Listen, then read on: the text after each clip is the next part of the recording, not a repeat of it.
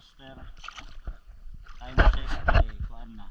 Alas 10 na hapit. So taman pamidan ni mga alaon na pero murag kaulion na gyud ini wa na gyud luya na gyud kayo. Pakoy tulog. Hangover. Pero goods na kay daghan na may kuha na balo, lapu-lapu. Ay mga nga lapo, ano mga mamahalin lapu-lapu ba. Sigaras ang daghan, trating daghan na gyud dagko kayo. Napay mga nga lapo. Yan yan.